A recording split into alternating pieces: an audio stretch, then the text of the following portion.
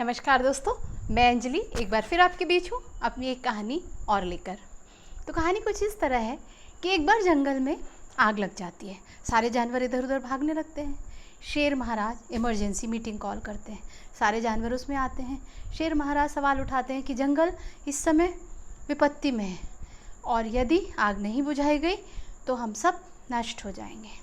कोई उपाय? पहला उपाय चतुर लोमड़ी की ओर से आता है।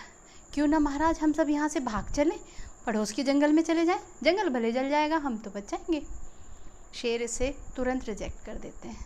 पड़ोस के जंगल में तो दूसरे शेर का साम्राज्य है। दूसरा सुझाव आता है हिरण की ओर से। क्यों ना महाराज हम सब मिलकर आग को बुझा दें पानी से। हाथी आगे आता है। हाथी कहते हैं मैं हूँ ना महाराज, मैं पानी से सूंड से पानी लूँगा और पूरी आग को फुहार बन से बुझा दूँगा। लेकिन शेर को ये सुझाव पसंद नहीं आता।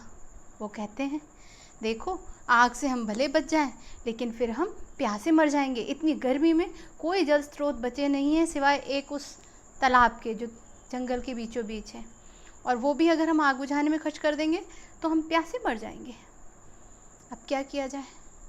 तभी कछुआ दादा आते हैं और धीरे से प्रवेश करते हैं सभा में और कहते हैं क्षमा हो महाराज, मैं विलम्ब से आ पाया, परंतु मैं बातें सुन रहा था। मैं आपको एक बात बताना चाहता हूँ कि मैं लगभग पिछले एक सप्ताह से मॉर्निंग वॉक के लिए जब भी जाता हूँ तो मैं देख रहा था कि जंगल के पूर्व दिशा में वो जो बरगद का पेड़ है उसी के जड़ के पास एक होल है, वहाँ से आग पैदा हो रही थी। धीरे धीरे धुआं उठ रहा था। मैंने पूछिए जंगल के कितने जानवरों को मैंने बतलाया, लेकिन किसी ने मेरे इस बूढ़े की सलाह पर ध्यान नहीं दिया। यदि ध्यान देते तो ऐसा नहीं होता। फिर भी महाराज अगर आज जंगल को बचाना है तो केवल एक ही उपाय है कि हम में से कोई जा कर के उस छेद को बंद कर दे जहाँ से ये आग निकलना शुरू हुई है, तो जंगल बच जाएगा। सुझाव पसंद आया महाराज को, लेकिन सवाल खड़ा हो गया कि आखिर छेद बंद करने का काम करेगा कौन? कोई जानवर इसके लिए तैयार नहीं था। महाराज शेर बोले कि मैं अगर गया बंद करने के लिए उस छेद को और अगर मैं जल के मर गया तो जंगल तो राजा विहीन हो जाएगा। हर जानवर के पास एक्सक्यूज़ थी वहाँ ना जाने की। एक गिलहरी आगे बढ़ी। महाराज मुझे अवसर दीजिए। सबकी निगाहें प्रश्नवाचक उस गिलहरी की ओर दौड़ गईं। ये पिद्दी सी गिलहरी, ये क्या करेगी? गिलहरी ने बोला महाराज मैं कोशिश तो कर सकती हूँ, आप मुझे मौका तो दीजिए। शेर ने और कोई आसरा ना देखकर, और कोई ऑप्शन नहीं था उसके पास, तो उसने अलाउ कर दिया गिलहरी को। सब जानवरों ने मिलके एक कॉर्क बनाया और वो लेके गिलहरी आगे बढ़ी। जब वो उस बरगद के पेड़ के पास पहुंची तो गर्मी से उसका बुरा हाल था। जैसे जैसे वो नज़दीक पहुंचती जा रही थी आग के, उसकी लपट उसके रोएं झुलसा रही थी। उसे लग रहा था कि अब उसका बचना संभव नहीं होगा। बावजूद इसके वो कॉर्क लेके बढ़ती गई और जब बिल्कुल होल के निकट पहुंच गई तो उसके रोएं एकदम झुलस गए आग से। उसकी पूंछ में आग टच कर गई थी, लेकिन उसने जैसे तैसे करके उस होल में फंसा दिया और आग बुझ गई और गिलहरी बेहोश हो गई। सारे जानवरों ने सुकून की सांस ली और दौड़े उस गिलहरी को उठाने। उसको हॉस्पिटल ले जाया गया।